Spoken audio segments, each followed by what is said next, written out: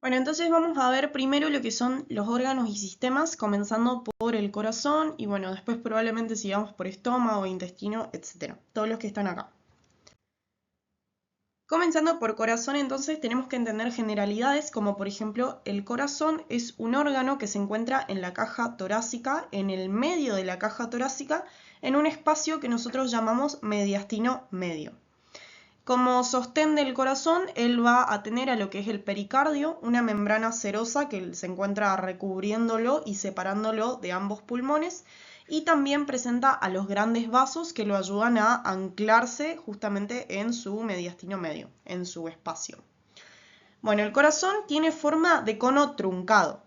Cono truncado quiere decir que tiene una base superior, un vértice inferior que se orienta desde posterior hasta anterior, es decir, que está como inclinado hacia anterior.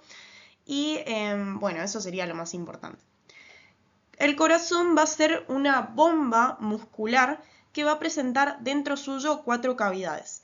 Tenemos las aurículas derecha e izquierda, que se encuentra en lo que sería la base del corazón y es a donde llega la sangre venosa, es decir, desoxigenada, que contiene gran porcentaje de dióxido de carbono. Esta sangre tiene que oxigenarse. Entonces, bueno, a las aurículas derecha e izquierda van a llegar lo que es esta sangre desoxigenada gracias a las venas cavas superior e inferior a la aurícula derecha, y por lo que sería la aurícula izquierda llegan las venas pulmonares, que son 2 de cada lado, o sea, 2 izquierdas y 2 derechas, 4 en total, que llega la sangre oxigenada de los pulmones. Bien. Hacia inferior, más cerca de lo que es el ápex, vamos a tener a lo que es lo que son los ventrículos, ventrículo derecho, que es este de acá, y ventrículo izquierdo, que los ventrículos tienen paredes gruesas y se encargan de justamente la contracción del corazón, es decir, bombear la sangre y expulsarla por los grandes vasos. El ventrículo derecho lo expulsa por lo que es el tronco pulmonar, que es este de acá, y el ventrículo izquierdo lo expulsa por la aorta, que es esta de acá. Esto es aorta, tronco pulmonar, acá tenemos la cava superior llegando a la aurícula derecha, y acá tenemos a las venas pulmonares, acá las izquierdas, llegando a lo que es la aurícula izquierda, que está más hacia posterior, es decir, no la vemos desde una vista anterior. Bueno, y principalmente el corazón, creo que está en la diapo siguiente, pero el corazón va a tener 3 caras. Bueno, lo vemos a continuación. Bien, el corazón va a presentar 3 caras, una cara anterior, que sería esta, que se llama también esternocostal, justamente porque se encuentra en contacto con lo que sería la parrilla costal anterior, la caja torácica. Una cara posterior, que sería esta, una cara inferior o diafragmática porque está en contacto con el diafragma, y ambas caras laterales que están en contacto con los pulmones. La cara lateral derecha con el pulmón derecho y la cara lateral izquierda con el pulmón izquierdo. Bueno, respecto a su configuración externa es todo lo que nosotros podemos ver del corazón desde lo externo, desde la macroscopía. Entonces, la base vamos a ver que siempre es superior. Y la base va a estar formada por los 2 atrios o las 2 aurículas, ya hablamos de eso. Tenemos aurícula derecha y aurícula izquierda. Y a las aurículas siempre llegan venas, de los ventrículos siempre parten arterias. Bueno, por parte de la aurícula derecha entonces tenemos la desembocadura de la vena cava superior y la vena cava inferior. Esta sería la vena cava superior y acá no podemos ver la cava inferior, pero estaría llegando por acá abajo. Vamos a tener un surco interauricular que lo vemos desde posterior, que sería acá. Esta sería la vista posterior o cara diafragmática más bien, posterior-inferior. Y acá vemos aurícula derecha, sé que es la aurícula derecha porque acá puedo ver la vena cava inferior y la vena cava superior, siempre para identificar desde dónde estoy viendo el corazón, siempre voy a tratar de buscar a las venas cavas. Entonces cuando yo las identifique voy a saber que se trata de la aurícula derecha.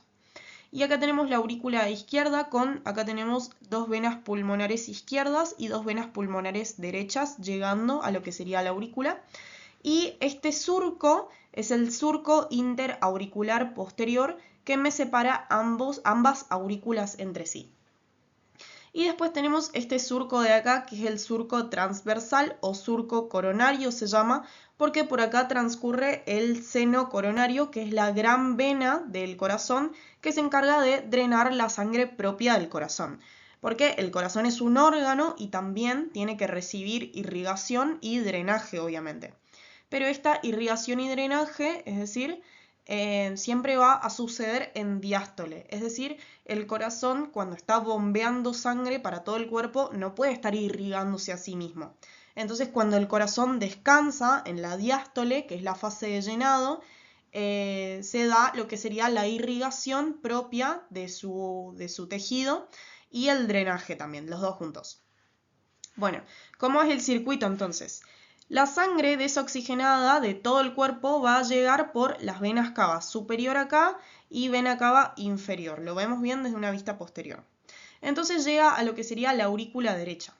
La aurícula derecha, cuando se contrae, va a hacer pasar la sangre hasta el ventrículo derecho, que es este. Y el ventrículo derecho se contrae y expulsa la sangre por el tronco pulmonar, que es este, y el tronco pulmonar se divide en una arteria pulmonar derecha e izquierda.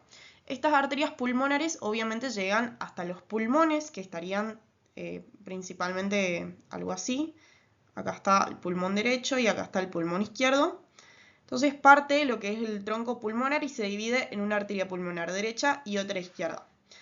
Acá las arterias pulmonares obviamente se ramifican hasta que llegan a ser capilares cerca de los alvéolos, que son los sacos de aire del parénquima pulmonar, que es por donde llega el aire gracias a las vías aéreas. Entonces el aire llega a los alvéolos, que serían saquitos así muy microscópicos, que se encuentran en contacto con capilares. El circuito es que el aire llega a los alvéolos se llenan de aire, se inflan y el oxígeno que se encuentra en el aire puede pasar hacia los capilares.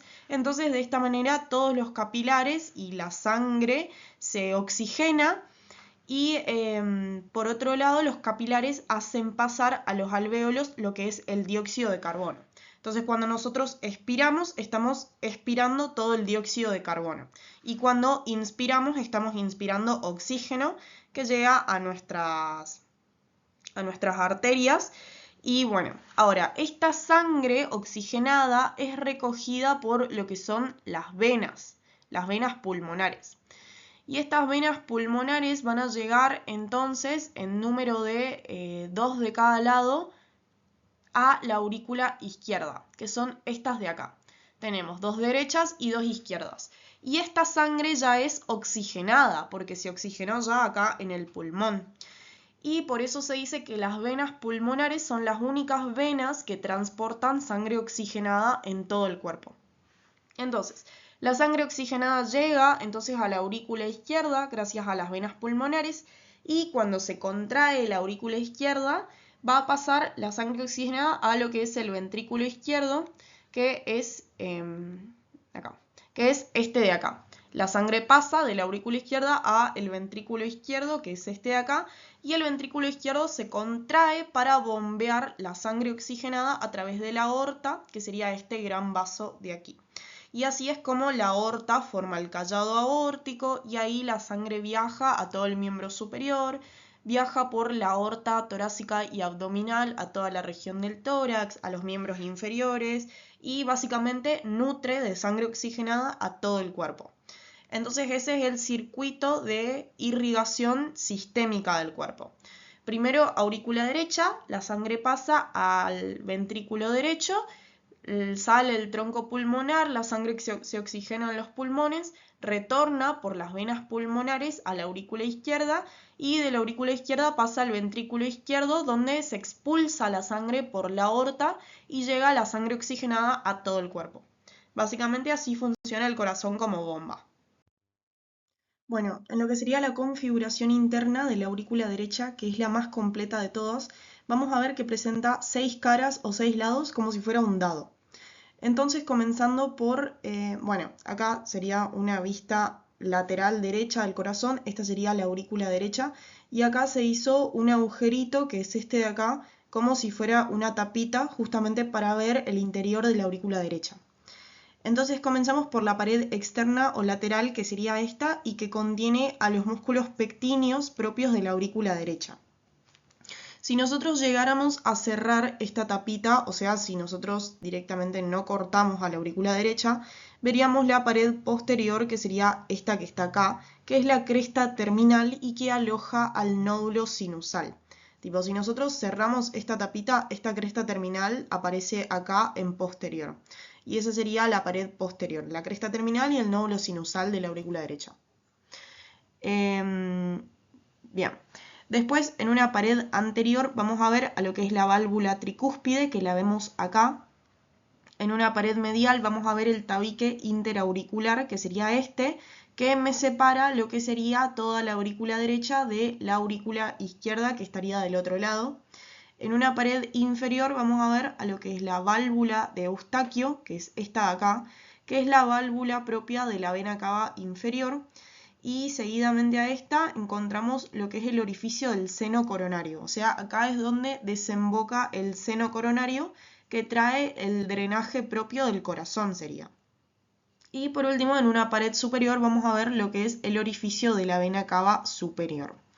En una pared medial también vamos a ver a lo que es la fosa oval, que es esta de acá, que es una fosa que embriológicamente se cierra al momento del nacimiento, y cuando nosotros somos embriones es como una ventanita que me comunica ambas aurículas.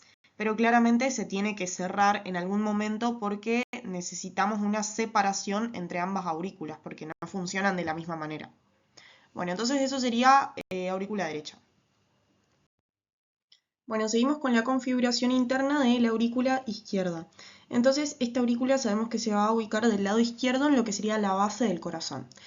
En una pared externa vamos a poder ver lo que es la entrada a la orejuela izquierda, que es esta de acá. Esto sería la aurícula izquierda visto desde una vista lateral, ¿no es cierto? Lateral izquierdo, donde acá está seccionado más que nada lo que es el ventrículo izquierdo, pero acá nos permite ver algunas cositas. Y esto sería ya una sección más medial del corazón, donde podemos ver la aurícula izquierda ya cortada por la mitad prácticamente. Esto sería la aurícula izquierda. Esto sería el ventrículo izquierdo. Entonces, en una pared externa podemos ver acá que tenemos la entrada a la orejuela izquierda. La pared posterior es toda lisa.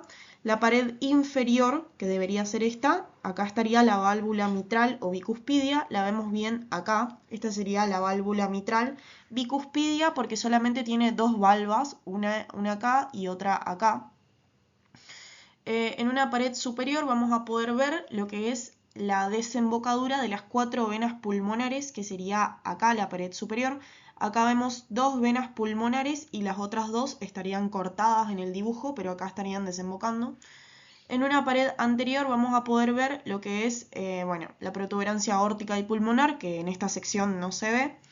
Y la pared medial presenta todo esto, lo que sería el tabique interauricular, que me separa de la otra aurícula derecha, y presenta también lo que es la fosa oval, que debe estar cerrada. Bueno, ahora tenemos la configuración interna del ventrículo derecho, que es el ventrículo que más predomina cuando nosotros miramos un corazón desde anterior. Esta sería una vista anterior del corazón externo-costal, y acá se abrió el ventrículo derecho, que si vemos ocupa gran parte de lo que sería su cara anterior. Es bastante grande y se dice que se compone de dos porciones. Tenemos la porción más superior, que es el cono arterioso, que va a dar inicio a lo que sería el tronco pulmonar o arteria pulmonar, que es esta de acá, y que presenta 3 valvas, 2 anteriores y una posterior. Bueno, el cono arterioso está separado del ventrículo derecho propiamente dicho, que sería este, por una cresta que se encuentra acá, que es la cresta supraventricular. Supraventricular justamente porque se encuentra superior al ventrículo. Bien. Este ventrículo se dice que va a tener paredes poco gruesas comparadas con las del ventrículo izquierdo y en su pared va a presentar músculos papilares que van a ser de primer orden y de segundo orden predominantemente.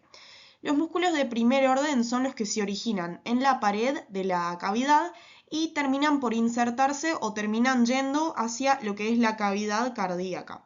Vamos a tener tres principales que van a ser músculo papilar anterior, que es este, músculo papilar posterior, que es este de acá, y músculo papilar septal, que es este de acá, que nos permite unir lo que serían las valvas anterior, posterior y septal, respectivamente, con la cavidad del ventrículo derecho, básicamente. Estas valvas, o sea, estos músculos papilares, cuando se contraen en diástole, que es cuando se llena el corazón, la sangre pasa de la aurícula derecha al ventrículo derecho. Entonces estos músculos papilares se contraen y permiten traer la válvula tricúspide, que es esta de acá, hacia el interior, hacia ellos mismos.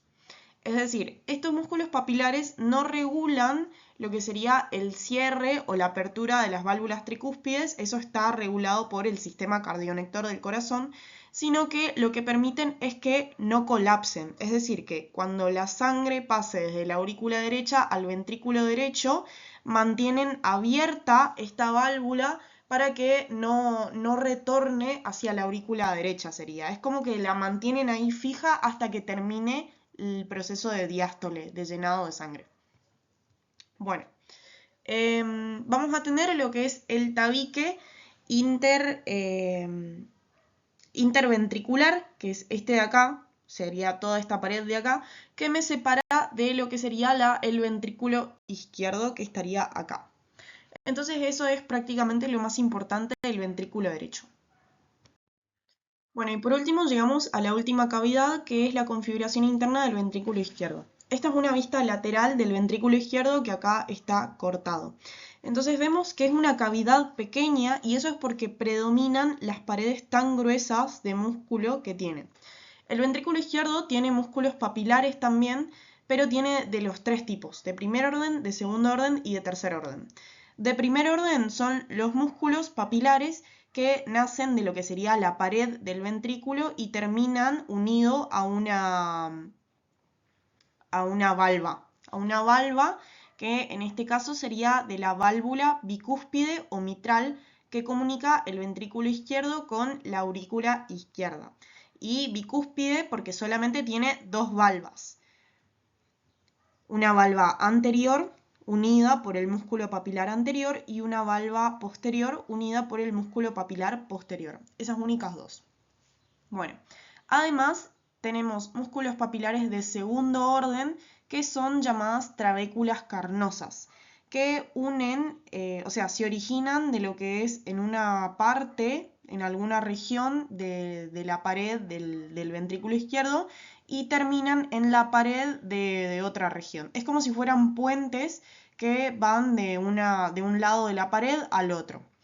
Y los de tercer orden, que son los más comunes de este ventrículo, son los engrosamientos propios de la pared. Por eso tiene tantos músculos de tercer orden y por eso la pared es tan gruesa y tiene mucha lógica de que el ventrículo izquierdo tenga las paredes más gruesas porque necesita soportar toda la presión que conlleva expulsar lo que sería de la sangre hacia la aorta, que es la arteria más grande del cuerpo humano, y necesita una presión muy grande para hacerlo porque justamente funciona como bomba. Entonces, al bombear la sangre con tanta presión, gracias a la contracción de estas paredes tan gruesas, la sangre viaja por la aorta y puede llegar a las arterias de todo el cuerpo.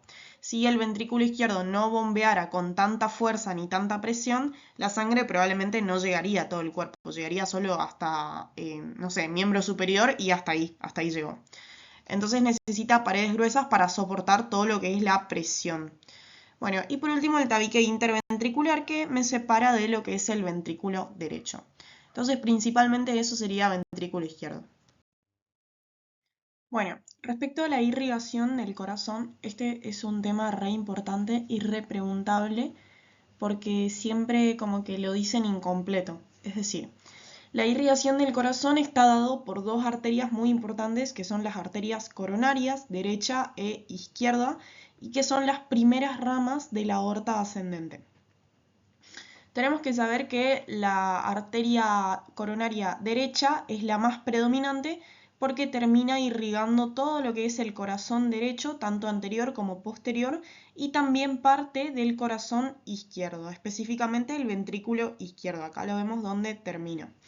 Y en comparación a la coronaria izquierda, que irriga partecita del corazón izquierdo, pero acá es donde termina, entonces la mayor parte la termina irrigando la coronaria derecha, es la más predominante. Bueno, la arteria coronaria derecha tiene diversas ramas y a la hora de hablar de irrigación del corazón hay que mencionar siempre todas las ramas porque todas son súper importantes. Entonces, la primera rama colateral de la coronaria derecha es la arteria para el nódulo sinusal, que es esta de acá. Recordemos que el nódulo sinusal se encuentra en lo que es la aurícula derecha del corazón, entonces podemos asociar derecho con aurícula derecha, arteria del nódulo sinusal o nódulo sinoatrial. Esta arteria nos va a dar diversas ramas auriculares que se distribuyen por todo lo que es la aurícula derecha. Bueno, siguiendo con lo que es la coronaria derecha, nos va a dar rama para el cono arterioso, es decir, para el principio de lo que sería el tronco pulmonar, que sería esta rama de acá, rama para el cono arterioso, y nos va a dar ramas marginales y una rama marginal importante que se llama justamente marginal porque se va hacia los márgenes del corazón. Cuando la arteria se hace posterior, nos va a dar una arteria importante que es la arteria interventricular posterior que se mete por dicho surco y una arteria que asciende y se mete por el surco interauricular que es la arteria que irriga al nódulo sinoauricular o el nódulo de Aschoff-Tawara que participa del sistema cardionector.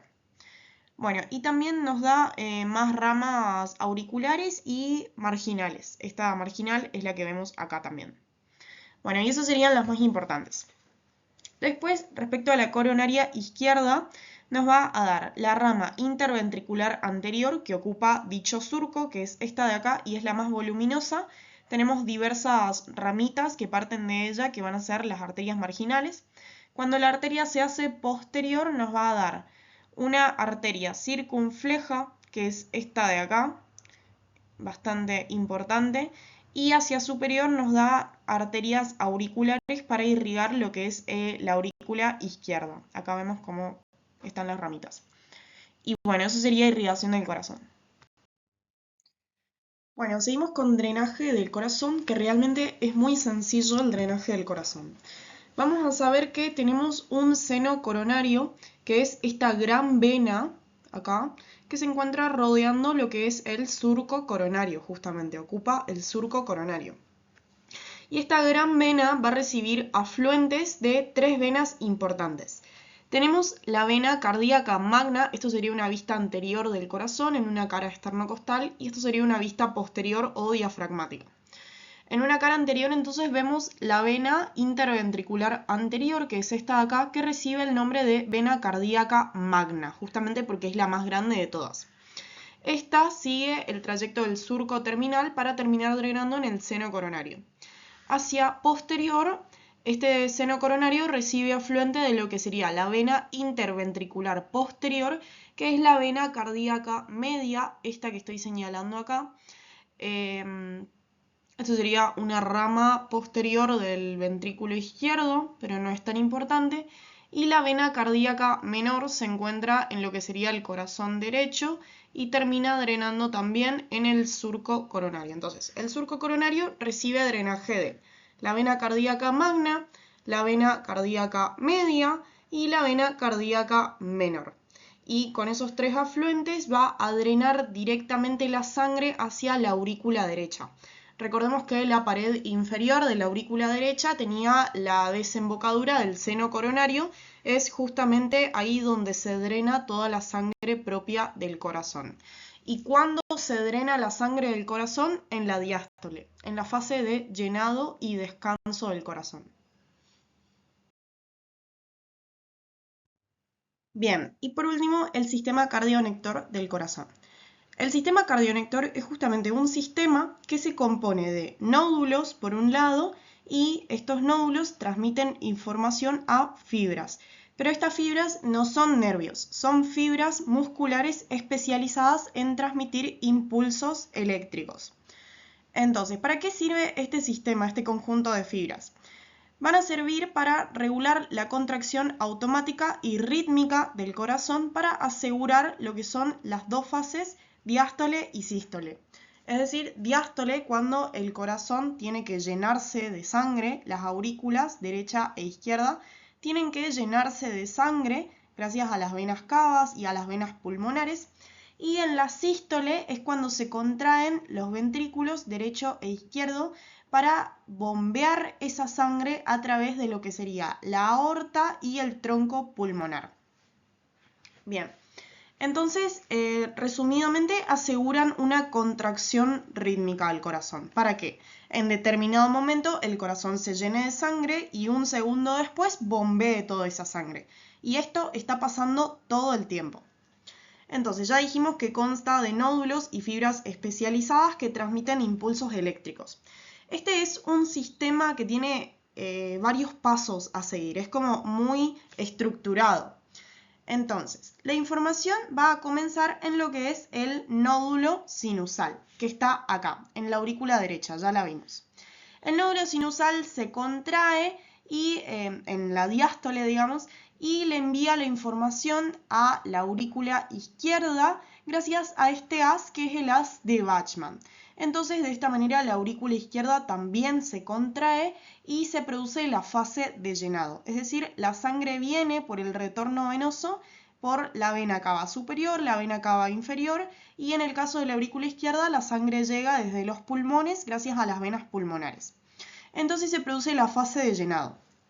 Una vez que las aurículas se llenaron completamente, ahora el nódulo sinusal tiene que empezar a informarle a los ventrículos para que se contraigan. Entonces lo va a comunicar gracias a este haz de fibras que va a ser el fascículo interventricular. Y este fascículo viaja hasta otro nódulo que se encuentra cerca de la válvula tricuspidia, que es el nódulo de Ashostawara o nódulo interauricular. Interauricular porque me conecta lo que es la aurícula derecha con el ventrículo derecho.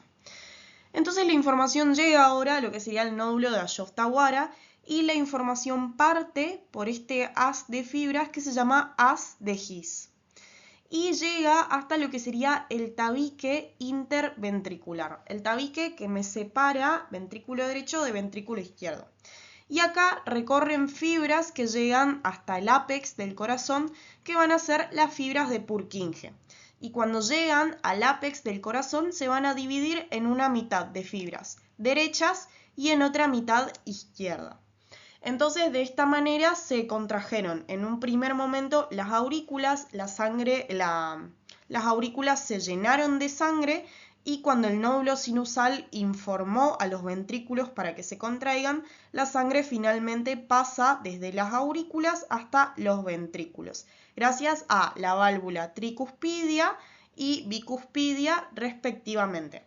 Entonces, una vez que se contraen, finalmente los ventrículos van a expulsar la sangre por los grandes vasos. El ventrículo derecho expulsa la sangre por la arteria pulmonar y el ventrículo izquierdo expulsa la sangre por la aorta.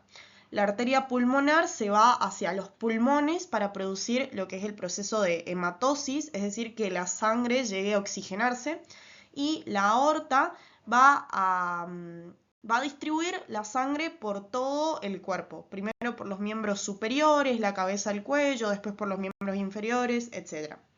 Entonces, esto sería la regulación del corazón para que funcione correctamente como bomba.